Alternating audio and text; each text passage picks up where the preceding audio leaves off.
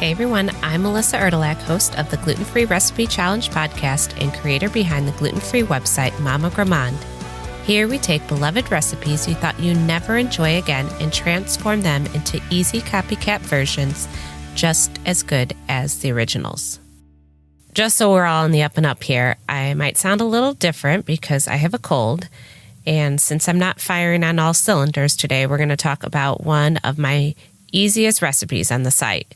But it's also one of the most highly reviewed ones and a breakfast I make on the reg, Flourless Pancakes.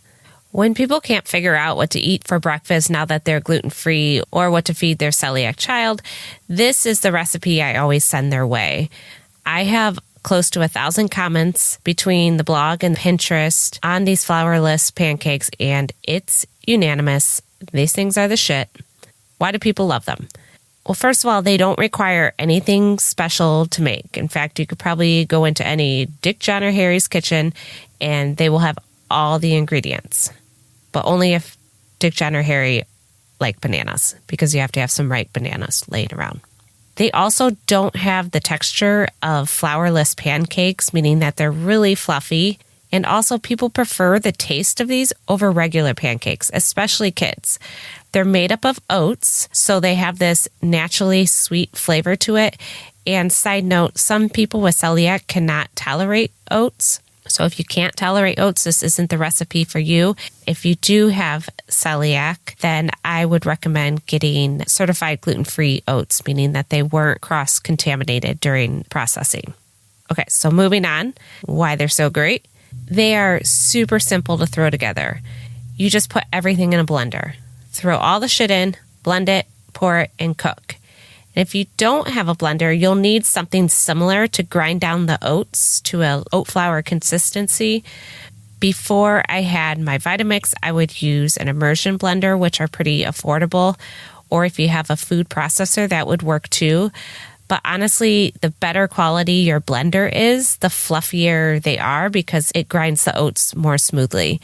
So you could still make these if you don't have a high-speed blender, but just know that they'll be a little bit more rustic of a texture.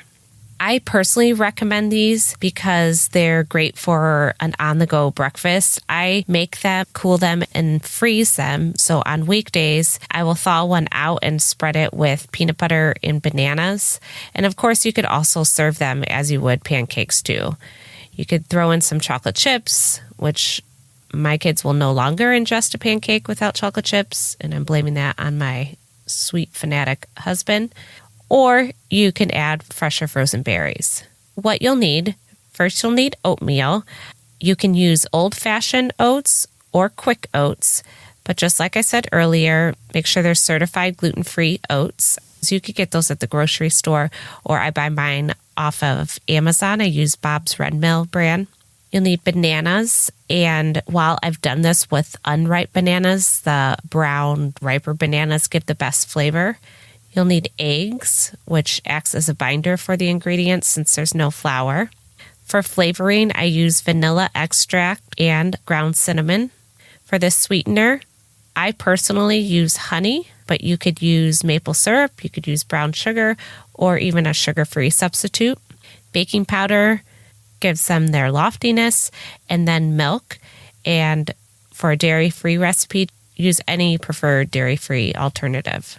Before I tell you how to make them in the ingredient amounts, I want to let you know that this recipe kind of makes a lot because I have a larger family, and like I said, I make them and freeze them. You can also half the recipe too if you're doing it for a smaller crowd.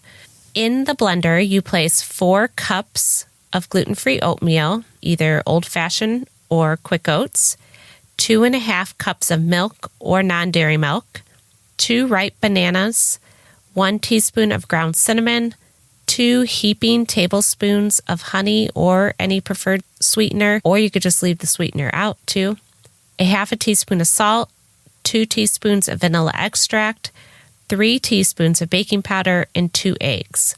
Once that's all in there, then you just process it until it's really, really smooth.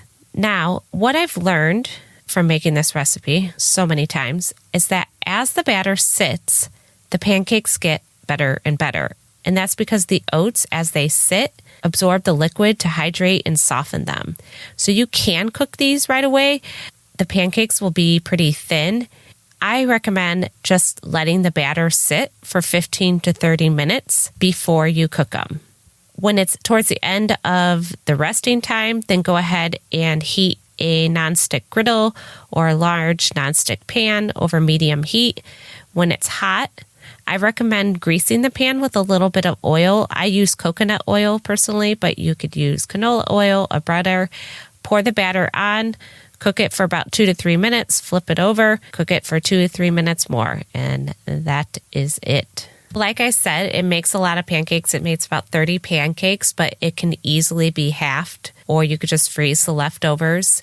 For peanut butter banana pancakes, you could add 1/4 cup to 1/2 cup of creamy peanut butter in before blending. And some other add-ins that I recommend are chocolate chips, blueberries, raspberries. You could do banana slices or white chocolate chips. And I've even turned this recipe into a waffle recipe too. To do that, I'll link to the waffle recipe. It's same ingredients, just the process for it is a little bit different.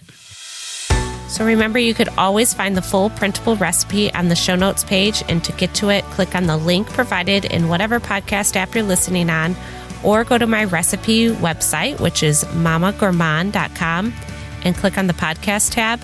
The show notes includes the full recipe, tips, along with recommended ingredients or any equipment I've mentioned.